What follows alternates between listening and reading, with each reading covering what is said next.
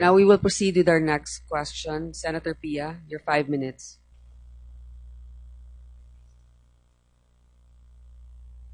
Thank you, Madam Chair.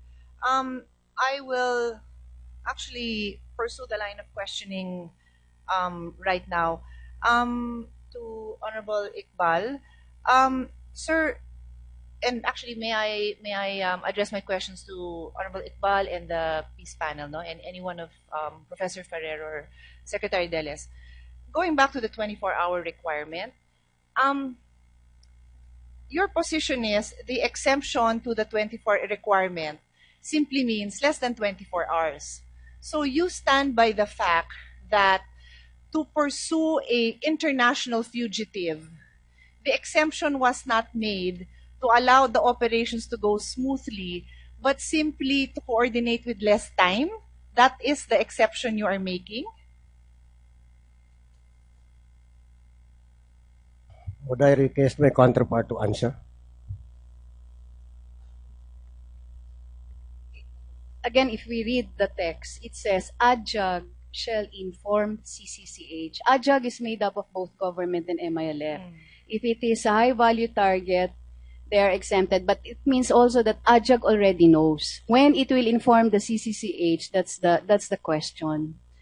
Because that's already tactical level. I think, Your Honor, Madam Chair, we have never had the chance to present the whole mechanism. Can we be given a few moments to make a presentation of the procedure and also to highlight to you some of the cases where effective law enforcement was undertaken with proper coordination? Ma'am, please submit your presentation to us. I think we requested for whatever information you may have so that it would have been included in our questions also. But we have already provided you with all the documents, and it would seem that there is misinterpretation of this particular provision. Well, you can, ma'am, you can go ahead and answer the questions. You can cite from what would have been in your presentation. The important thing is also that this is not just about the BBL. This is also about the SAF.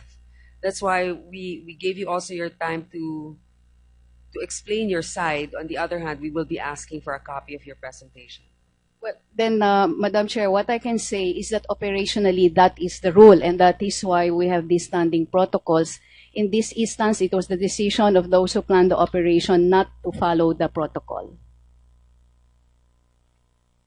Senator Pia, are you satisfied with that answer? Do you need more? Well, actually, my question is, let me rephrase that.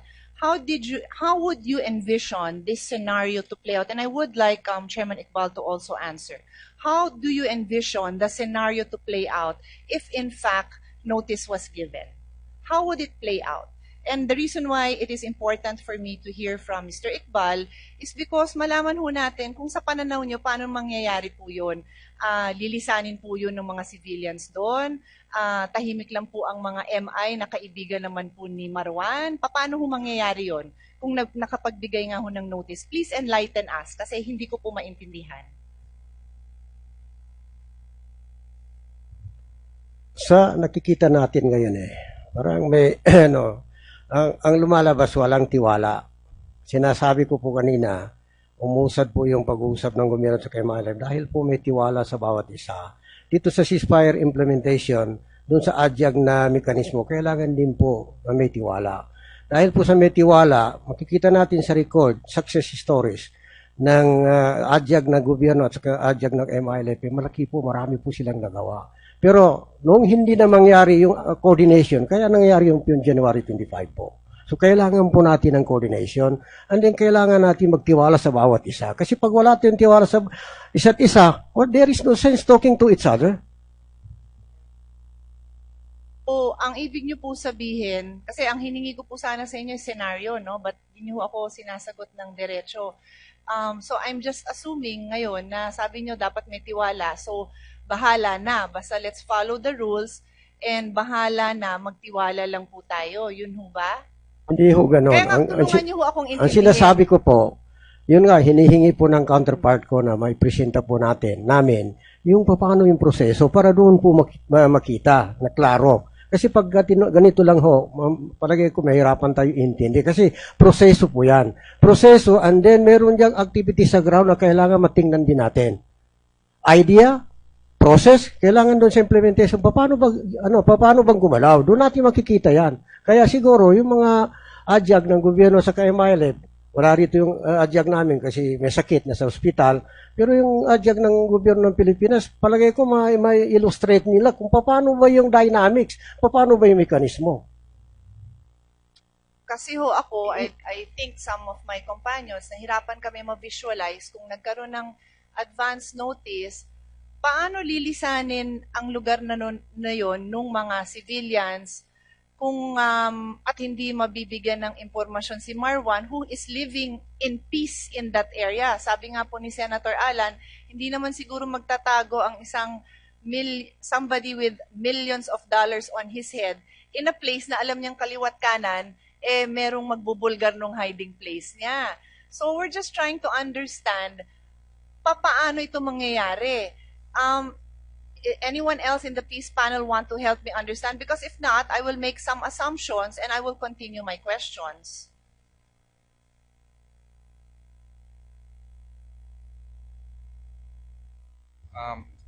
Ma'am, ang ano po namin, sometimes kung just in case na nagkakaroon ng early coordination, for example in my case or sa AJAG, kung nakita namin po na very critical at saka high value target yung ano po na yun, very limited time lang talaga ang natin. Kumbaga sa ano po, ang coordination po natin, yung sinasabi niyo po mag-evacuate ng civilian, we will not allow that. Yung precision engagement ang kanon natin kasi Kung nalaman namin yung kung pwede po after the fact na po kasi ito. Kung nalaman po namin sana yung operations na yon sa panel, kahit nasa amin lang, we can advise them where do we place yung mga blocking force na hindi matetreten ang MILF. That's one. Second, kung mayroong early coordination, pwede kaming mag-strategize na after getting Marwan, umakyat sila ng mataas na bundok, get a defensive position, and we will effect immediately the ceasefire. Third, kung meron pong prior coordination, kahit na 2 hours lang, basta kami ang maunang magbigay ng information doon sa aming counterpart, okay na po yun, ma'am. Ang mas mahirap, sila po ang unang magbigay ng information sa amin, nagbabakbaka na ang MILF at saka yung gobyerno. Kasi kung ganun po ang mangyayari, yung sinasabi ko pong instances na limited na lang, kahit na 2 hours or even 30 minutes, at least makapag mind mapping na kami kung sino yung kukontakin namin, kung sino yung pinaka-critical na may hold sa ground, na makokontrol niya yung tao niya. At the same time, sino yung pinaka-most influential na grupo na pwede niya i-control yung niya. Yun po, ma'am, ang nakikita natin. I believe walang leakage yun. Walang leakage sa nagawa na po natin yun, ma'am. Nagawa na po namin. Nagawa namin itong February 15, dito lang bago. Magagawa din po natin yan. Ang mahirap lang po, pati kami, hindi pinagkatiwala sa mekanismo. Well, as to whether that scenario will result in life saves, I will leave that up to our law enforcers, the Secretary of DILG, to determine that in their own forum. I just wanted to hear on record what it is, because based on what you're saying, you will keep it as highly confidential as possible. But you did say you will decide kung sino yung mapapagkatiwalaan. And that's where I feel there may be a problem or serious concerns, kasi precisely why my understanding is hindi matuloy-tuloy yung operations na to. Nakadalawang failed na sila because of confidentiality. But that is just my perception. I will leave it at that. I will go back to Mr. Iqbal. Beg your pardon, Your Honor. Hindi pa ho, inantay ko naman kayo. So, ang next question ko po, nabanggit nyo kasi dun sa katanungan ko, yung sagot nyo was the importance of trust. And sabi nyo earlier, I was following the discussions with my colleagues. Ang sabi nyo, mahirap pagdamdamin ng tao. Ang damdamin ng tao, mahirap yan. And sabi nyo din, it takes so much political capital para isoli ang armas. Ang question ko po is, kung gamit pa lang ang pinag-uusapan natin, kayo na ho, you were very honest and I thank you for that. You were very candid. I appreciate that na sinasabi niyong mahirap pakiusapan itong mga to na nandiyan na, bitawan niyo yung armas, ibalik niyo. Paano pa ho yung encounter na sasabihin na lulusubin kayo, hold back kayo, baka yung mga kamag-anak niyo madamay, and then, I'm talking about this encounter moving forward in the future, pagka ang MILF nagkaayusan na po tayo pero alam natin po na maraming kamag-anak, kaibigan na may iwan sa BIFF, paano ho yung damdamin? Kasi as far as I know, ang ating armed forces and police, pag sinabi ng mga commander nila, tigil kayo, atras kayo, isurrender niyo yun, sunod po sila. Unfortunately, whether they like it or not, sinasantabi nila yung damdamin. So, I guess yun ho ang tanong ko po sa inyo. And again, I have so much respect for your candidness. Pero yun ho ang hinahanap natin na counterpart. Na kaya ho ng high-level officers ng MI to be able to tell their people na ito ang utos. I-surrender ang gamit. Tumabi kayo. Pabayaan yung lumusob ang ating armed forces, ang ating police. Help us understand that because that is the dilemma we face now and we will continue to face in the future if mangingiral po ang damdamin. Which I feel is valid, no? But under the circumstances, we need to address it. Siguro, Your Honor, kung titingnan natin ang mga dyaryo, hanggang ngayon nandiyan pa rin ang nandiyan pa rin ang emotion, nandiyan pa rin ang outrages, dami po. So, ibig sabihin, hindi pa rin namamatay. Mas mabuti pa nga ho, with due respect sa mga kaibigan natin na sa SAF, mas mabuti pa nga ho yung pamilya ng mga SAF. Kasi meron silang mga back pay, meron silang tumutulong sa kanila. Sa amin, wala. Sa amin, wala. Hindi ho ba? So, ibig sabihin, ito, titingnan natin mga dyaryo ngayon. Hanggang ngayon, binubuhay pa rin yung kahit na yung mismong pamilya ng mga SAF na namatay, pinupuntahan pa rin ng ibang media para halungkatin yung damdamin nila. Halos, parang ang pinapakita dyan na yung emotion ng tao kailangan makita ng buong mundo na talagang Unfortunately, I appreciate the issue of feelings, pero po hindi ho yun ang kailangan mangiral sa panahon na ito. Ang nais ko pong bigyan natin ng pansin is the fact that you're negotiating now and we need the confidence. Sabi nga ni Senator Marcos, confidence building tayo on the fact that BBL will be able to give us peace is that makontrol nyo po nga ang damdamin ng mga tao na nasa ground. That is the reality, sir. Kaya nga ho, kahit na mahirap, ginawa po namin na yung mga bagay na yan as a symbolism, malaking symbolism po, gesture of goodwill, gesture of reconciliation na may balik po. Kasi ang tingin na ang aming pananaw, although talaga masakit yung nangyari, pero mas importante itong malaking bagay na magkaroon po tayo ng kapayapaan sa Mindanao. Dahil pag dyan lang ang ipupuntirya po natin yung nangyari, although masakit talaga on both sides, baka lalong mas malaki pang problema ang harapin natin. Kaya, importante dito, on both sides, kailangan po, isusulong po natin ang kapayapaan. Kasi pag hindi natin isusulong ito at hindi mangyari yung tunay na kapayapaan, mas malaki pang problema natin sa hinaharap.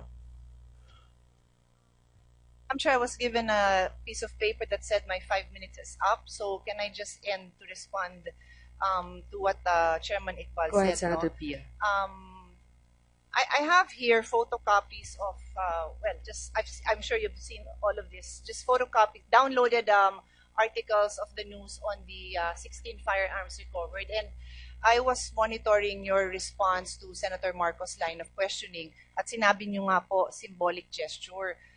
I must say that there's something wrong here, sir. Kasi yung symbolic gesture na sinasabi niyo, and before I continue, yung symbolic gesture na binanggit niyo po, in all these articles I've read, and forgive me if I've not read everyone, pero mga 6 ho to, all the officers here present, even those from the peace panel, everyone here has high praises and said that this is a step in the right direction. Katulad po nyo, nagkakaisa po kayo dyan.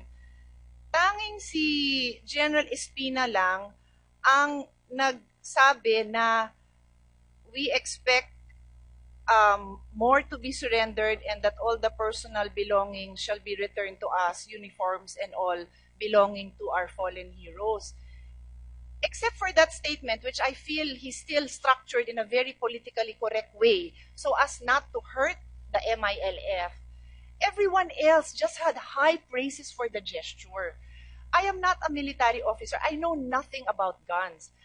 And kayo po, nanawagan kayo ng investigation, gaano ho ba kahirap para tingnan lang ng isang expert kung talagang nakanibalize yan, hindi ho ba General Espina on the spot?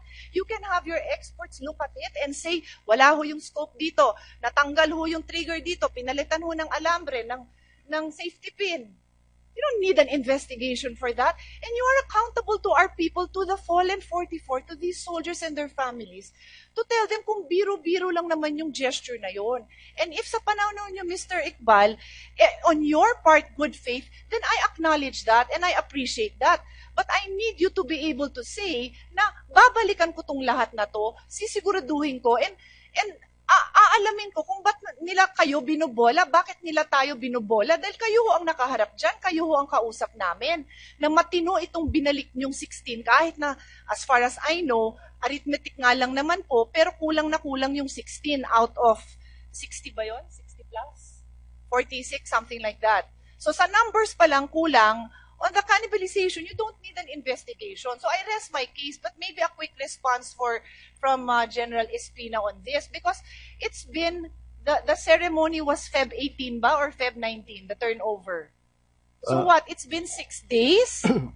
I mean, this means a lot to the families of the soldiers, and I'm sure to every officer here whose people lost, whose equipment they've lost. Aside from the personal belongings, we can't sweep it under the rug, which we are doing as we wait every single day for such an investigation or further return of more equipment. Nasa na ho ba to? Nag-alisa na ba sa Pilipinas? Bakit abutin pa ng siyam-siyam? So, I go back to your answer. Damdamin nga siguro, but then where is the leadership po? With all due respect, kailangan ho natin panindigan yan. Kasi paano ho tayo mag-move forward sa decommissioning kung ito hindi natin mabalik 40 plus pieces lang?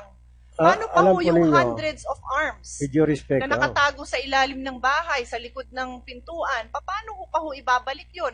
Eh sabi nyo nga ho, these are, what was the term? Spoils of war. Sinabi nyo po yun kanina. So, in plain military parlance, in response. pure military parlance, inkwentro po yun eh. Pero babalikan ko yung armas po. Alam po niyo, yung inkwentro na yan, nangyari sa isang lugar, isang community, na maraming grupo doon. At least 3 or 4 groups na yun nando doon. Yung BIFF, MILF, Private Army, na alam naman natin kung kanino yan. Ang 4, kasi pag may inkwentro, kahit na yung mga sibilan sumasama. Yung BIFF, sinasabi nila. Sir, nabanggit po ninyo, kanino po yung private army? Hindi po namin po, I cannot say it open, Your Honor. Bakit po? Is it national security? Hindi naman ho, pero I do not want to create a social problem on the ground. Maybe in private I can tell you. Okay, that would be accepted. Please finish your answer, sir. Bakit may kinikwento po kayo, di ba? Yun nga. 4 na grupo nandiyan, MILF, it's a community, MILF, BIFF, private army na yan, tapos yung mga civilian. Yung mga civilian, kung pagkatapos ng bakbakan ganyan, kasama sila naghanap ng armas. And then yung BIFF, sabi nila, ang nakuha nilang armas, 10, kasama B90, in one interview of their spokesman, Abu Misri.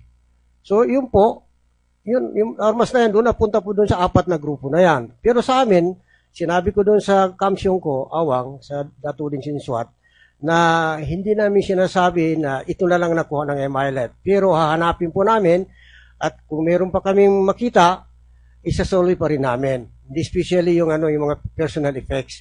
Pero sa tingin ko wala na kaming mahanap maliban doon sa isa na we promise na ibibigay pa rin namin sa SAF. Well, siguro yung tungkol na lang sa cannibalization, balikan nyo na lang ho kami dun sa incident na yon. Kasi hindi ho ako papayag na hindi natin malaman ang punot dulo nun. Kasi hindi ako naniniwala na kailangan po ng another full investigation for that. Kasi alam po ninyo, yung pagdala ng armas, that was February 18, doon lang namin nakita sa counterpart ko yung armas doon sa Awang Airport.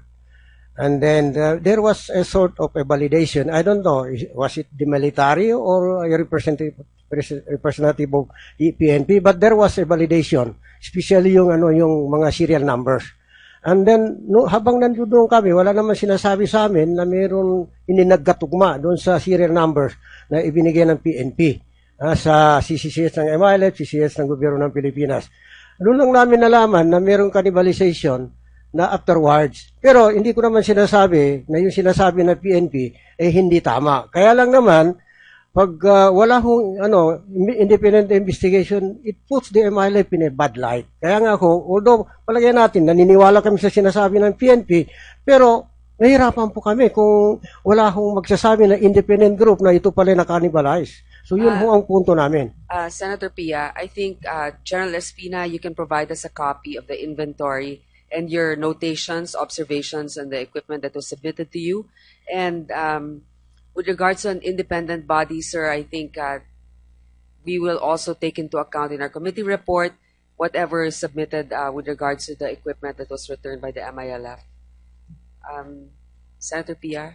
Well, Madam Chair, if I can just get a quick response from General Espina about it, because he was the only person I heard who furthered beyond just giving full praises for the return of at least just 1/3 of the equipment. So can I just get your comments now, sir? 6 days has passed, and how do you feel about this? Magandang hapon po, ma'am. We still await for the return of the others, despite the declaration of Chairman Iqbal here. I'd like to reiterate, hindi po inyo yon. Yung mga gamit, mga cellphone, mga personal belongings, they are ours. The firearms, these are ours. And marami na po talagang napag-usapan and we still await for the return of these firearms. Madam Chair, just to end, yun nga, I expressed my grave concern that when the Chair said that these are considered spoils of war and ganito ang damdamin ng mga tao nila, paano nga tayo moving forward? Over all these years, spoils of war yun. So magkakasulian ba tayo ng mga gamit na yan in the future? And whether we're talking about equipment, Kevlar helmet, bulletproof plates, magazines, communication equipment, yun nga, yung personal belonging, damdamin din naman ng mga SAF families yun. So, kung damdamin lang ang pinag-uusapan, I would have thought na magkakaintindihan tayo dyan. Dahil you can say may pamilya din yung taong yan. Wala naman silang personal affinity dun sa kinuha nilang cellphone or t-shirt man lang nung SAF. So, I cannot let this go because we can end this hearing, but the families will forever pine away for these personal belongings. And then I believe that that is government property that must be returned in good faith. And the leadership must show that the leadership can account for that. Whether yung apat na factions, because moving forward in BBL, we're only talking to MILF. So how do we speak of peace in Mindanao if we will always hear, apat na grupo yan? Yung apat na grupo na yan will always be there. So yun lang, Madam Chair. Thank you very much. Thank you, Senator Pia.